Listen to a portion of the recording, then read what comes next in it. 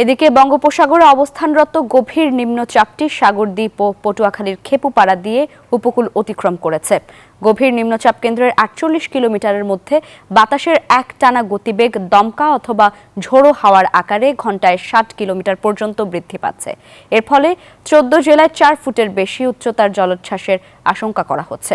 চট্টগ্রাম, কক্সবাজার, মোংলা ও পায়রা সমুদ্র বন্দরকে ৩ নম্বর স্থানীয় সতর্কতা সংকেত দেখাতে বলা হয়েছে। সুস্পষ্ট লঘুচাপের প্রভাবে পটুয়াখালীতে থেমে থেমে বৃষ্টি। বুধবার সন্ধ্যা থেকে তা পরিণত হয় মুষলধারে বৃষ্টিতে। টানা বৃষ্টিতে বিভিন্ন নিচু স্থানে সৃষ্টি হয়েছে জলাবদ্ধতা। বরগুনার পায়রা, বিষখালী ও বলেশ্বর নদীতে বিপদসীমার ৪৩ সেন্টিমিটার উপরে বইছে জোয়ারের পানি। গত ২৪ ঘন্টায় ৫৫ কিলোমিটার বৃষ্টিপাত রেকর্ড করা হয়। এতে করে বরগুনা পৌর শহরের উত্তরাঞ্চল ও উপকূলীয় চরাঞ্চলে বহু নিচু এলাকা তলিয়ে গেছে। ব্যবসা বাণিজ্যের দুর্ভোগ, যাত্রীদের দুর্ভোগ, আমাদের খাওয়া চলাচলে খুবই কষ্ট হয়। ফেরিঘাটের রাস্তা নিচু থাকার জন্য মানুষের ভোগান্তি, মা বোনরা তো এই জায়গা থেকে ফেরিতে বা খেওয়ায় উঠবে এরকম কোনো পরিবেশ নাই।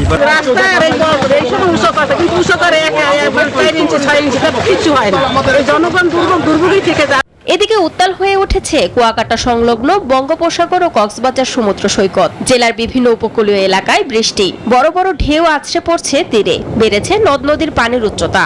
সমুদ্র উত্তাল, এই উত্তাল সমুদ্রে আমি অনুরোধ করব যারা সমুদ্রে নেমে গোসল করতে চাচ্ছেন তারা এটা পরিহার করবেন।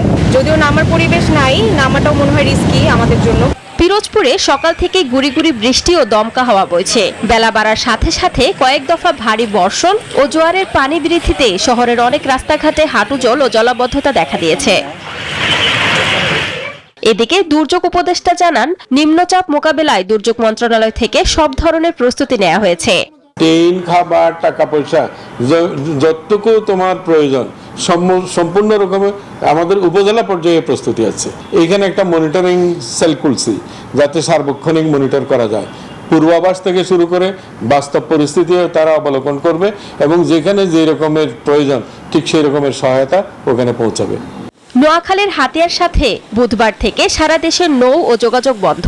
দৌলতদিয়া পাটুরিয়া নৌ রুট, নারায়ণগঞ্জ থেকে চাঁদপুর নৌ রুট, বরিশালেও নৌবন্দর থেকে অভ্যন্তরীণ নৌপথে চলছে না কোনো লঞ্চ। শান্তা ইসলাম, ডেস্ক রিপোর্ট, নিউজ 24।